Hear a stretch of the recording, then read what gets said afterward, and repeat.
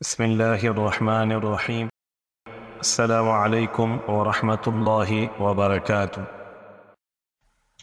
آج ہم اکابر صحابہ و صحابیات کے سلسلے میں جس شخصیت کا ذکر کرنے جا رہے ہیں وہ ہیں حضرت براء بن مالک انصاری رضی اللہ تعالی عنہ، جن کے متعلق حضرت فاروق اعظم رضی اللہ تعالی عنہ نے ارشاد فرمایا، براء بن مالک کو کسی اسلامی لشکر کا سپہ سالار نہ بنانا، مبادا کہ کہیں جذبات میں آ کر کوئی ایسا جارحانہ اقدام کر بیٹھے جس سے لشکر کو بھاری نقصان اٹھانا پڑے۔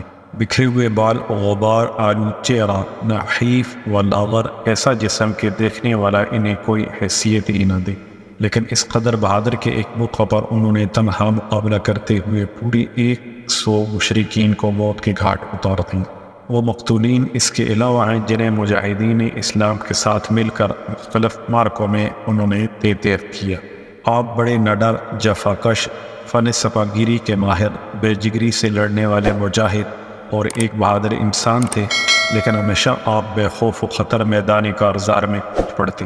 اس لیے فاروق اعظم رضی اللہ تعالی عنہ نے اپنے تمام گورنروں کو یہ لکھ بھیجا تھا، براء بن مالک کسی لشکر اسلام کا سپہ سالار نہ بنانا، مبادا کہیں جذبات میں آ کر کوئی ایسا جارحانہ اقدام کر بیٹھیں جس سے لشکر اسلام کو کوئی نقصان اٹھانا پڑے۔ حضرت براء بن مالک انصاری رضی اللہ عنہ خادم رسول حضرت انس بن مالک انصاری کے بڑے بھائی تھے۔ آج ہم آپ کے سامنے ان کی بہادری کا صرف ایک واقعہ بیان کرتے ہیں جو آپ کو دوسری حیرت انگیز واقعات کی خود بخود نشاندہی کر دے گا۔ اس داستان کا آغاز یہ ہوتا ہے کہ جب نبی اکرم صلی اللہ علیہ وسلم کی وفات حسرت آیات کا واقعہ پیش آیا تو کمزور ایمان والی لوگ دین سے منحرف ہونے شروع ہو گئے۔ جس تیز رفتاری سے انہوں نے دین قبول کیا تھا، اسی رفتار سے وہ دین اسلام کو چھوڑنے لگی۔ نوبت یہاں تک پہنچی کہ مدینہ، طائف اور چند دیگر علاقوں کے وہی لوگ دائرہ اسلام میں رہے جن اللہ سبحانہ و تعالی نے پختہ ایمان نصیب فرما دیا تھا۔ حضرت صدیق اکبر رضی اللہ عنہ نے اس ہولناک فتنے کو دبانے کے لیے انتہائی عظمت اور بہادری کا ثبوت دیا۔ فتنہ انگیزی کرنے والوں کے سامنے پہاڑ بن کر کھڑے ہو گئے۔ آپ نے مہاجرین و انصار کے 11 لشکر تیار کیے اور ہر لشکر کے لیے ایک پرچم تیار کیا گیا، اور تمام لشکروں کو جزیرہ عرب میں چاروں طرف اسلامی پرچم دے کر روانہ کر دیا تاکہ وہ مرتدین کو رائے راست پر لائے، انہیں حق کی بات سمجھانے کے لیے ہر حربہ استعمال کرے۔ اگر نرمی کارگر ثابت نہ ہو تو بزور شمشیر اسلام کی حقانیت ان کے دلوں میں بٹھائیں۔ صورتحال یہ تھی کہ جملہ مرتدین میں سے مسلمہ کذاب کا قبیلہ بنو حنیفہ جنگ و جدل کے اعتبار سے انتہائی طاقتور اور تعداد کے اعتبار سے بہت زیادہ تھا۔ مسلمہ کذاب کی قوم اور اس کے حلیفوں میں سے 40,000 تجربہ کار جنگجو ایک جگہ جمع ہو گئے۔ ان میں اکثریت نے مسلمہ کذاب کی پیروی بعض قومی عصبیت کی بنا پر کی۔ ان میں سے ایک شخص تو یہ بات کہتا ہوا بھی سنا گیا، میں صمیم دل سے اقرار کرتا ہوں کہ مسلمہ جھوٹا ہے اور محمد صلی اللہ علیہ وسلم سچے ہیں، لیکن ربی قبیلے کا جھوٹا شخص ہمیں مضر قبیلے کے سچے سے زیادہ عزیز ہے۔ ہوا یہ کہ مسلمہ کذاب نے مسلمانوں کے اس پیری لشکر کو شکست دے دی جس نے عکرمہ بن ابو جہل کی قیادت میں اس پر چڑھائی کی تھی۔ اس لشکر کو مجبوراً پیچھے ہٹنا پڑا۔ اس کے بعد حضرت ابو بکر صدیق رضی اللہ عنہ نے دوسرا لشکر حضرت خالد بن ولید رضی اللہ عنہ کی قیادت میں روانہ کیا۔ یہ لشکر اسلام انصار و مہاجرین کے تجربہ کار مجاہدین پر مشتمل۔ ان روشن چہروں میں حضرت براء بن مالک انصاری رضی اللہ عنہ بھی تھے۔ علاقہ نجد کے ایک مرکزی مقام یمامہ میں ان دونوں لشکروں کا آمنا سامنا ہوا۔ تھوڑی دیر میں مسلمہ کذاب اور اس کی فوج کا پلہ بھاری ہو گیا۔ مسلمانوں کے قدم اکھڑ گئے اور وہ اپنے مورچوں سے پیچھے ہٹنے لگے۔ نوبت یہاں تک پہنچ گئی کہ مسلمہ کے ساتھی حضرت خالد بن ولید کے خیمے میں داخل ہو گئے۔ خیمے کی رسیاں کاٹ دیں، قریب تھا کہ وہ آپ کی زوجہ محترمہ کو قتل کر دیتے، لیکن ان میں ایک شخص نے انہیں ایسا کرنے سے منع کر دیا۔ اس موقع پر مسلمانوں نے شدید خطرہ محسوس کیا اور انہیں یہ معلوم ہو گیا اگر مسلمہ کذاب سے مقابلہ میں وہ شکست کھا گئے تو پھر آج کے بعد اسلام کی سربلندی کے لیے کوئی بھی سر نہ اٹھا سکے گا، اور جزیرہ عرب میں اللہ سبحانہ و تعالی کی عبادت کرنے والا کوئی نہ ہوگا۔ حضرت خالد بن ولید رضی اللہ عنہ نے فوری طور پر اپنے لشکر کو اسرین و منظم کیا، مہاجرین و انصار کی الگ الگ گروپ بندی کی، اور پھر ہر خاندان کا الگ الگ ایک گروپ بنا کر اس کی قیادت انہی میں سے ایک فرد کی سپرد کر دی، تاکہ معرکہ آرائی میں ہر فریق کی کارکردگی معلوم کی جا سکے اور اس کا اندازہ لگایا جا سکے کہ لشکر میں کمزوری کہاں پائی جاتی۔ دونوں فوجوں کے درمیان ایسی تباہکن اور ہولناک لڑائی شروع ہوئی جس کی مثال پہلی جنگوں میں نہیں ملی۔ مسلمہ کذاب کی فوج میدان جنگ میں جم کر لڑی اور اسے اس کی بھی پرواہ نہ تھی کہ فوجیوں کی کثیر تعداد تیر ہو رہی ہے۔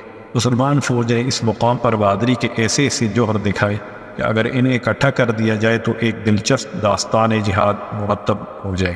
انصار کے علم بردار حضرت ثابت بن قیس نے اس طرح کیا، اپنے بدن کو خوشبو لگا کر کفن پہن لیا اور نصف پنڈلیوں تک ایک گڑھا کھود کر اس میں جم کر کھڑے ہو گئے تاکہ پرچم اسلام کو تادم آخر لہراتے رہیں، یہاں تک کہ انہوں نے جام شہادت روش کر لیا۔ حضرت عمر بن خطاب کے حقیقی بھائی جناب زید بن خطاب رضی اللہ عنہ بلند آواز سے کہتے ہیں، لوگوں جم کر دشمن کا مقابلہ کرو، غازیوں آگے بڑھو، مقابلے میں آنے والے کو پسپاک کر دو۔ لوگوں اللہ کی قسم میں آج اس بات کے علاوہ کوئی اور بات تم سے نہیں کروں گا، یہاں تک کہ مسلمہ کذاب شکست کھا جائے یا میں بذات خود اللہ تعالیٰ کی راہ میں شہید ہو کر اپنی شہادت کو اللہ تعالیٰ کے حضور بطور حجت پیش کر دوں۔ یہ کہہ کر وہ دشمن کی فوج پر ٹوٹ پڑے اور میدان جنگ میں داد شجاعت دیتے ہوئے شہید ہو گئے۔ ایک جانب حضرت ابو حذیفہ کا غلام حضرت سالم مہاجرین کا پرچم اٹھائے ہوئے تھا، وہ ہم کو اندیشہ تھا کہ کہیں میدان جنگ میں اس کے قدم ڈگمگا نہ جائیں۔ بعض مجاہدین نے تو اس بات کا اظہار بھی کر دیا کہ اے سالم، ہمیں اندیشہ ہے کہ میدان میں اگر دشمن کی جانب سے کوئی ہم پر مصیبت نازل ہوئی تو وہ آپ کی طرف سے ہوگی۔ انہوں نے فرمایا، آپ فکر نہ کریں، میں انشاءاللہ قطعاً کمزوری نہیں دکھاؤں گا، میں اپنی طرف سے انتہائی ذمہ داری کا ثبوت دوں گا۔ پھر انہوں نے بڑی بہادری سے دشمن پر حملہ کیا اور میدان کارزار میں لڑتے ہوئے شہید ہو گئے۔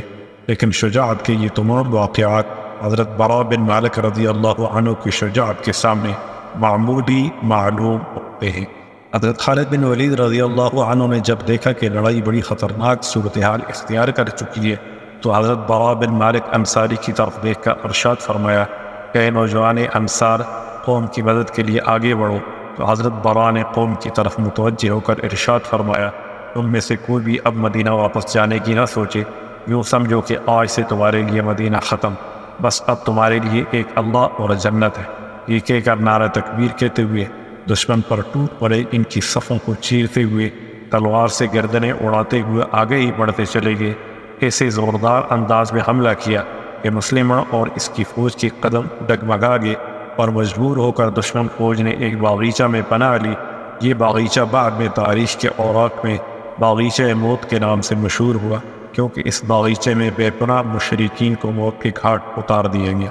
چونکہ دشمن میں باغ میں داخل ہو کر باغ کا دروازہ بند کر لیا تھا اور بظاہر ان سے مقابلے کی کوئی صورت نظر نہیں آ رہی تھی، اس موقع پر حضرت براء بن مالک بڑی تیزی اور احتیاط سے ایک ڈھال پہ بیٹھ گئے اور ساتھیوں نے 10 نیزوں کے زور سے بڑے ہی ماہرانہ انداز میں اس ڈھال کو اچھال کر باغ کے اندر پھینک دیا۔ حضرت براء بن مالک رضی اللہ عنہ ان دشمنوں پر بجلی بن کر گرے جو ہزاروں کی تعداد میں اس باغ میں پناہ لے چکے تھے۔ انہیں بے دریغ قتل کرتے ہوئے مرکزی دروازے تک پہنچنے میں کامیاب ہو گئے۔ اس معرکہ آرائی میں آپ کے جسم پر 80 سے زائد تیروں اور تلواروں کے زخم لگ چکے تھے۔ مسلمانوں نے دروازے سے داخل ہو کر مسلمہ کذاب کی فوج پر زوردار حملہ کر دیا۔ دیواروں کی اوٹ میں جو پناہ لیے بیٹھے تھے ان سب کو قتل کر دیا۔ تقریباً 20,000 افراد قتل کر کے مسلمان مجاہدین مسلمہ کذاب تک پہنچنے میں کامیاب ہو گئے اور بالآخر اس سے بھی جہنم واصل کر دیا۔ حضرت براء بن مالک کو اٹھا کر خیمے میں لایا گیا تاکہ وہاں پر ان کا علاج کیا جائے۔ حضرت خالد بن ولید رضی اللہ تعالی عنہ بھی ان کے علاج معالجہ کی خاطر وہیں ٹھہرے رہے۔ اللہ سبحانہ و تعالی نے انہیں شفا عطا فرما دی اور لشکر اسلام کو ان کے ہاتھوں بفضل تعالی فتح نصیب ہوئی۔ حضرت براء بن مالک رضی اللہ عنہ ہمیشہ شہادت کا شوق اپنے دل میں بسائے رکھتے۔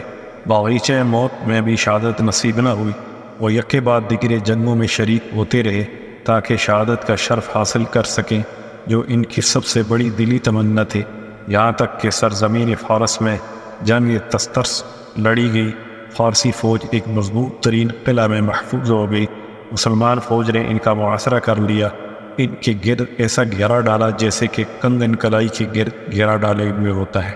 یہ محاصرہ طویل عرصہ تک جاری رہا، یہاں تک کہ فارسی فوج بری طرح مصیبت میں مبتلا ہو گئی، تو انہوں نے محاصرہ توڑنے کے لیے ایک ترکیب سوچی، اور وہ یہ کہ لوہے کے زنجیروں کو بڑی احتیاط سے قلعے کی دیوار کے اوپر سے نیچے اتار دیا۔ ان زنجیروں کے ساتھ لوہے کی کنڈیاں گرم کر کے لگائی گئی تھیں جو انگاروں کی طرح دہک رہی تھیں، تاکہ وہ قلعے کی دیوار کے ساتھ بیٹھے مسلمان مجاہدین کے جسموں میں پیوست ہو جائیں اور انہیں زندہ یا مردہ حالت میں اوپر اٹھا لیا جائے۔ ان میں ایک کنڈی حضرت برا بن مالک انصاری کے بھائی حضرت انس بن مالک انصاری کے جسم میں پیوست ہو گئی۔ دشمن تیزی سے انہیں اٹھانے لگا، حضرت برا نے تیزی سے چسٹ لگائی اور اس زنجیر کو قابو کر لیا جو ان کے بھائی کو اٹھائے لے جا رہی تھی۔